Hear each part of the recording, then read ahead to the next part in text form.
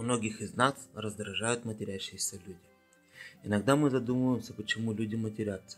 Для этого нужно обратиться к истории мата. Матерная речь всегда была частью славянской культуры и жестко запрещалась в эпоху советского строя. Прежде всего, нужно отметить, что матерные слова в далеком прошлом не были ни оскорбительными, ни запрещенными. Они широко использовались в фольклоре, в разговорной речи и в литературе. Часть этих слов исконно славянского происхождения, и первоначально они обозначали вполне приличные вещи или действия. Другие слова были позаимствованы у других народов. Это в основном названия интимных частей тела или действий, и опять же без грязного смысла. У восточных славян существовал языческий культ плодородия, вера в мистическое соединение земли и неба. С помощью мата язычники отпугивали нечистую силу. Во время языческих свадебных обрядов пели карельные песни, содержащие оскорбление жениха, дабы супруге не пришлось ругать его в семейной жизни. Также считали, что мат помогает от порчи из глаза. Запрет на матерную речь появился с принятием христианства, и вовсе не потому, что слова были скверными. Просто церковь боролась с любым проявлением язычества, магических заговоров, обрядов, праздников. За время гонений мат приобрел новые оттенки. Современный русский мат несет в себе мощный эмоциональный заряд, а основной акцент делается на грязности понятий, связанных с половой жизнью. Для некоторых современных людей мат – это оружие защиты, способное в критический момент вывести убийственные эмоции наружу и тем самым освободить психику человека. Для других – оружие нападения.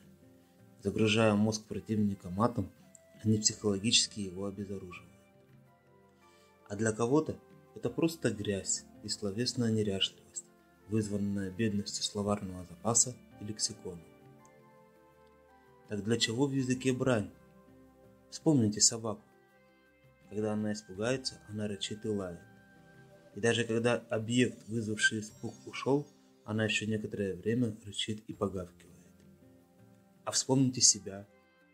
Когда вас обидели, унизили, обманули, ваши эмоции берут верх над вами, и вы долгое время материте объект своих несчастий.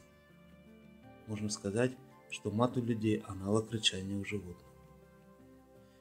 Люди чаще всего матерятся, когда у них обостряется потребность в защите. Из расшифровок черных ящиков известно, что последним, что говорят пилоты, успевшие понять неизбежность гибели, является не слово «конец», а его матерный аналог. Кроме того, мат используется для подросткового самоутверждения, а также взрослыми людьми с заниженной самооценкой. Проще говоря, чем более уязвимо положение человека, тем больше он склонен материться. Ходят слухи о том, что матерные слова негативно влияют на человеческую ДНК.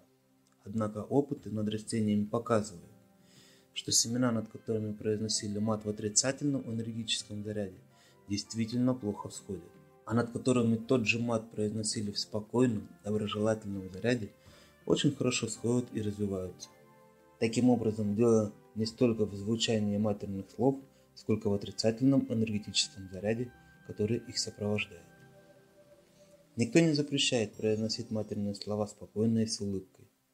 В этом случае они останутся нейтральными, как после маленького ребенка, который их повторяет, не понимая смысла произнесенных слов. Данная мысль не означает, что можно использовать трехэтажный мат в повседневной жизни. Кстати, вы знаете, откуда взялся трехэтажный мат? Раньше максимальная высота домов была в 3 этажа. И когда кто-то ругал кого-то матом на 1-м этаже, его часто было слышно на 3-м. Психологи утверждают, что привычка материться очень сильно влияет на способность человека поддерживать полноценное общение с близкими людьми.